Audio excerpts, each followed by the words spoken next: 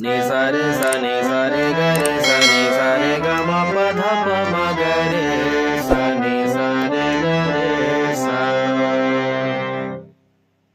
Hello दोस्तों, नमस्कार। बहुत बहुत स्वागत है वीडियो के सीरीज में आपका।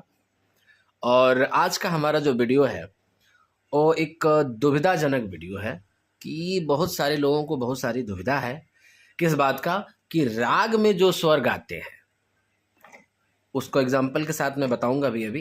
तो पहले टॉपिक समझ लेते हैं कि राग में जो स्वर गाते हैं और जो गीत गाते हैं उसी राग पर आधारित गीत, तो आखिर वो स्वर चेंज क्यों हो जाता है, आखिर उस स्वर में ऐसा क्या हो जाता है, उसको चेंज क्यों कर दिया जाता है। तो बहुत सारे जो नए लोग हैं, जो नए सीखने वाले लोग हैं, उनके लिए ये वीडियो काफ़ी इम्पोर्टेंट है कि आने वाले समय में वो लोग इस दुविधा से, इस जो चीज़ें हैं उससे बाहर निकल जाएं। तो एग्जाम्पल के साथ मैं कुछ चीज़ें आपको बता रहा हूँ और आपको मैं फिर अलग अलग करके भी बता दूंगा, सारी चीज़ों को क्लियर कर दूंगा। ठीक है। तो राग जब हम सीखते हैं तो उसमें जो स्वर लगता है वो, और जो गीतों में स्वर लगता है वो अलग अलग क्यों होता है। ठीक, चलिए शुरू करते हैं वीडियो। चैनल पर नए हैं तो जरूर सब्सक्राइब करिएगा, शेयर करिएगा, लाइक करिएगा और पूरा वीडियो जरूर देखिएगा, तभी इस बात का निवारण आपको मिल पाएगा कि ये क्यों ऐसा क्यों है। ठीक है, आइए स्केल काली एक लेते हैं, जो भी कुछ समझेंगे इसी के माध्यम से समझेंगे, इसी स्वर के साथ से। तो मैं एक स्वर लेता हूं और वो स्वर आप देखिए।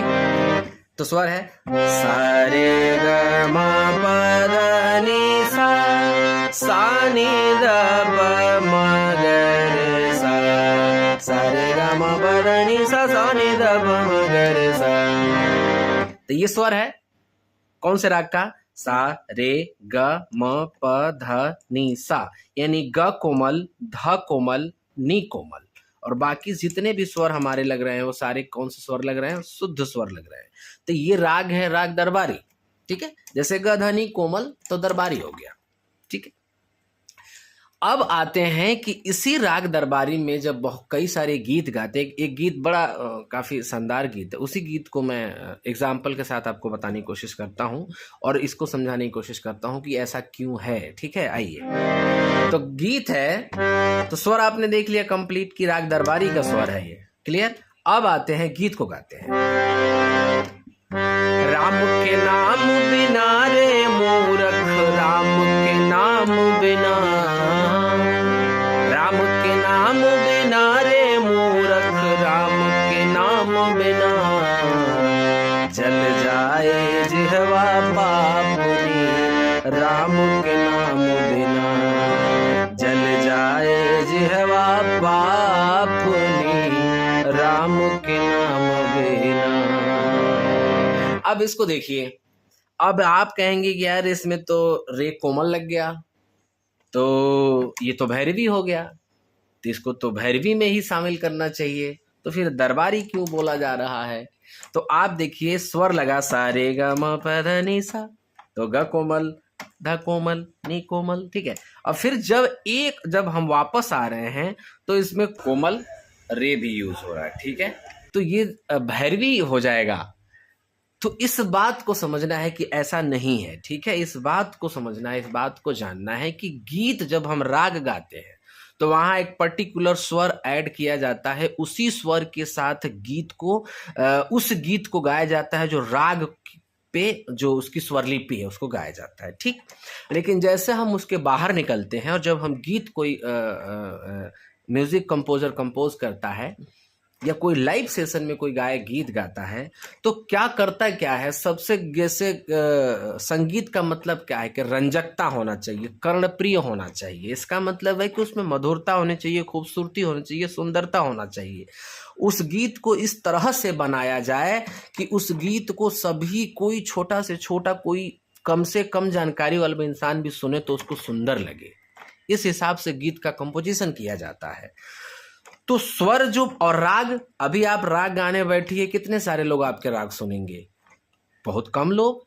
और गीत गाने बैठेंगे तो नॉर्मल से नॉर्मल भी कोई, जो बिल्कुल भी कोई जानकारी नहीं है किसी को संगीत का, वो भी बैठ के आपकी गीत को सुनेगा। राइट ना, ये भी सत्य है, जैसे लाइव सेशन में हम लोग देखते हैं। तो क्या होता है कि जो राग में जो गीत चलता है, जो स्वरलिपि चलती है उसमें, और जाग राग पे आधारित जो गीत चलता है उसमें, इन दोनों में बहुत अंतर है।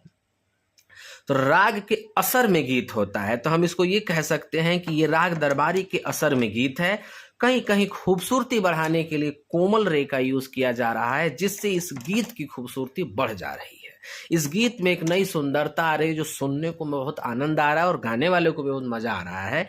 यानी कि ये कर्णप्रिय है और ये सुनने में ठीक लगेगा। सिर्फ एक ही स्वर चेंज कर दे रहे हैं, उससे थोड़ा सा खूबसूरती इसकी बढ़ जा रही है।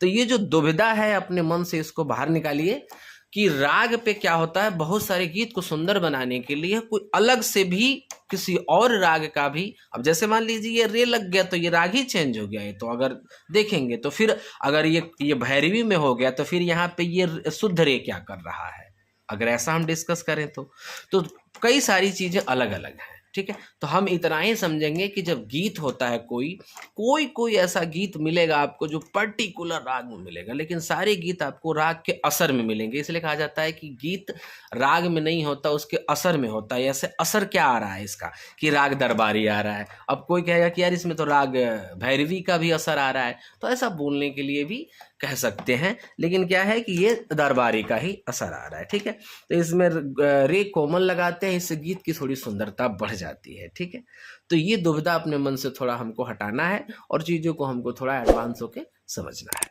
ठीक है, संगीत सीखते रहिए, संगीत के सफर में आगे बढ़ते रहिए। बहुत बहुत धन्यवाद।